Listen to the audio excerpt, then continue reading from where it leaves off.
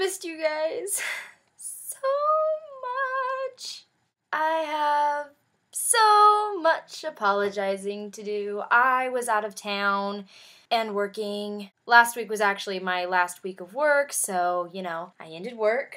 My fellow employees threw me a pizza party and got me these nifty balloons. I went to Utah with my family to watch my older brother graduate. Congratulations, Aaron. Despite what everyone has always said about you, I always knew you weren't a complete hopeless loser.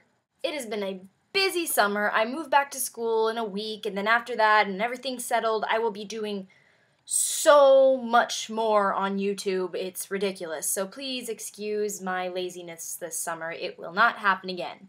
Okay, well, it probably will happen again. I just can't say exactly when. Want to see the cool thing I can do with my tongue?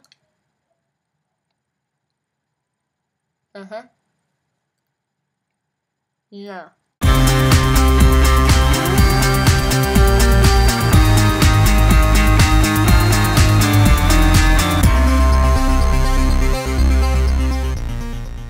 So for the past few weeks, I've been working on 3 things. Reading the Escape from Furnace series by Alexander Gordon Smith, reading Les Miserables by Victor Hugo, and writing my book, which we will just call for now Project D. I don't know if you know this, because for some stupid reason I didn't.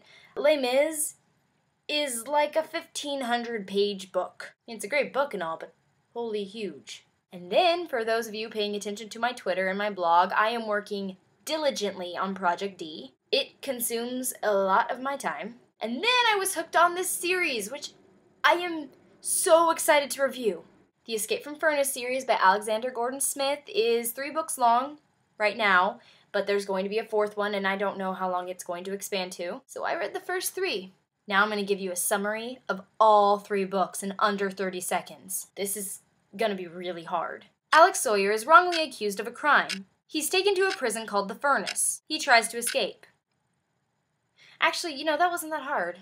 Let us begin with the cons, because there's really only one. The one con I can think of is the violence. These books are not for the faint of heart, or for the faint of stomach. I mean, I personally can read through that stuff. I was fine reading The Hunger Games, and mostly fine reading the Gone series. I mean, most of the contents of my stomach remained in my stomach. You have to be the kind of person who can discern fiction from reality. It wasn't so bad that I wouldn't recommend it or anything, but I'm just warning you, we're talking graphic images of gunshot wounds, flesh being turned inside out, bloody creatures devouring other humans. I mean, it gets pretty bloody. That's the only con. It's very light on language, no sexuality issues. And for the pros, do you know how nice it is to read a series that isn't YA romance? Like, to read 12 consecutive YA romance books and then read a series that doesn't have any romance? I know a lot of you can't crawl out of your YA romance box. It's too hard for you, but for me, it's like a vacation. As much as I love romance, I tend to dislike at least one of the characters involved in it. So it was kind of nice not to sit there yelling at the book like, "Are you serious? You did that for a boy. You did that for a boy. Just a boy. Really? He just did that for you and you still don't think he loves you?" Why are YA characters always stupid? Alex Sawyer is a breath of fresh air. This whole book series is a breath of fresh air.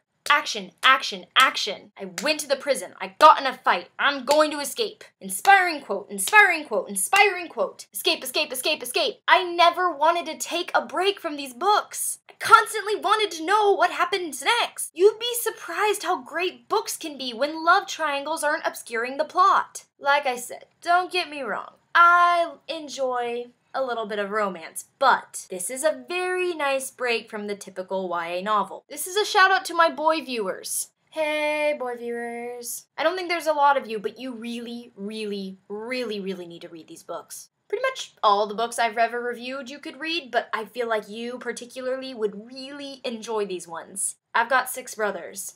I know how much you guys dig fighting and blood and violence and stuff. Am I being sexist or realistic? Guess that's up to you. Alex Sawyer is such a likable character. I mean, yeah, he definitely makes mistakes and really stupid decisions, but the best part about him is he realizes the mistakes he makes. He comes to terms with them, and then he moves on. That's the best part about these books. Alex moves on. Do you guys ever notice that in most YA books, the character will stick on one thing from the past so much that you just kind of want to pound the flippin' memory out of their brain? So hey, Jay Swalen, were you by chance raised by Valentine? Because I think you only said it like 1,500 times. Altogether, I really, really, really recommend this series. And I think it deserves a lot more recognition than it gets. It deserves, like, Hollywood recognition. Which brings me to this rant. Hollywood. Seriously. Of all the books being turned into movies, you're not paying attention to books like this? You need to hire someone like me, or someone with good taste like me, who reads books and can just pick out really good ones. Just because a book series is famous doesn't mean it's good. At least not good enough to be a movie, hello? These books would make an awesome movie! I would go to the midnight premiere of every single one. Hollywood, for real, get on this. Please get your slimy hands off of the YA romance novels.